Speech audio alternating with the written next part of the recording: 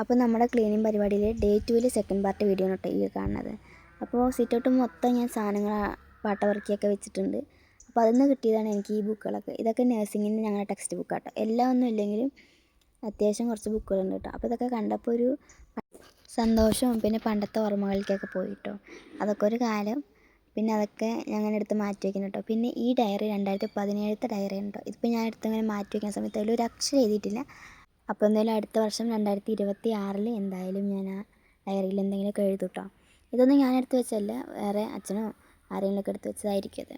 പിന്നെ ഇതാണ് എൻ്റെ ക്ലിനിക്കൽ ഡയറി, ഫസ്റ്റത്തെ ഡയറി കേട്ടോ. ആദ്യമായിട്ട് ഒരു കേസ് എടുത്തതും ആദ്യമായിട്ട് നമ്മൾ ഒരു വാർഡിൽ പോകുമ്പോൾ ചെയ്യുന്ന കാര്യങ്ങളൊക്കെ ഞാൻ എഴുതി വെച്ച ആ ഡയറിയിൽ കേട്ടോ. പിന്നെ നാരായണത്ത് പന്തിൻ്റെ ഒരു ബുക്കാണ്. ഞാൻ കഴിഞ്ഞ ദിവസം കൂടി ഓർത്തേ ഉള്ളൂ കേട്ടോ. ഞാൻ എൻ്റെ ഒരു ഫ്രണ്ടിൻ്റെ അടുത്ത് ഇങ്ങനെ ഇതിൻ്റെ കഥയൊക്കെ അങ്ങനെ പറഞ്ഞു കൊടുത്തു. പിന്നെ ഇത് പണ്ട് തയ്യൽ പഠിക്കാന്നൊക്കെ പറഞ്ഞിട്ട് എപ്പോഴോ മേടിച്ച് വെച്ച ബുക്ക് എന്തൊക്കെയാണ് കേട്ടോ. പിന്നെ ഞാൻ അങ്ങനെ നഴ്സിങ്ങിൻ്റെ കുറേ ബുക്കുകൾ ഇങ്ങനെ കുറേ പേജുണ്ട്. അപ്പോൾ ഞാൻ എന്തെങ്കിലുമൊക്കെ എഴുതി വെക്കാതെ അങ്ങോട്ട് ഇങ്ങനെ മാറ്റി മാറ്റി വെക്കണതാണ് കേട്ടോ അതൊക്കെ. പിന്നെ കിളിയും കുഞ്ഞും പറഞ്ഞിട്ടൊരു ബുക്ക് ഉണ്ടായിരുന്നു.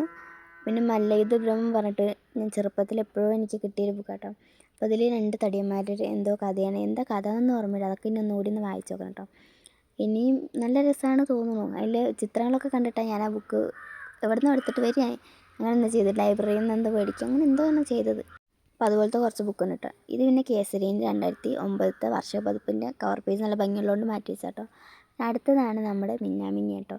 എപ്പോഴത്തെയും ഫേവറേറ്റ് ആയിട്ടുള്ള മിന്നാമിന്നി. പിന്നെ അതുപോലെ തന്നെ ടിൻറ്റുമോൻ്റെ തമാശകൾ, ഇതൊക്കെ കുറേ ഉണ്ട് കേട്ടോ. പിന്നെ പാചകം പഠിക്കണമെന്ന് മോഹമായിട്ട് ഞാൻ പണ്ടെപ്പോഴും എടുത്ത് വെച്ച ബുക്കാട്ടോ.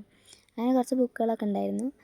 ഏറ്റവും ലാസ്റ്റത്തെ ബുക്കാട്ടോ ഒരു വെറൈറ്റി ബുക്ക്. ആ സംഭവം എന്താണെന്ന് വെച്ചാൽ നമ്മൾ ചെറുപ്പത്തിൽ ഓരോ അല്ലറ ചില്ലറ പരിപാടിയൊക്കെ പഠിച്ചിട്ട് പോയിട്ട് ക്ലാസ്സിൽ കാണിച്ചു കൊടുക്കൂലേ, അങ്ങനെ കാണിച്ചു കൊടുക്കാൻ പറ്റിയ കുറേ ടിപ്സുള്ളൊരു ബുക്കാട്ടോ. അപ്പോൾ അതൊക്കെ ഞാൻ എടുത്ത് നോക്കിയിട്ട് പെട്ടിയിൽ നിറച്ചിട്ടുണ്ട് കേട്ടോ. അപ്പോൾ അടുത്ത വീഡിയോ ആയിട്ട് വരാം.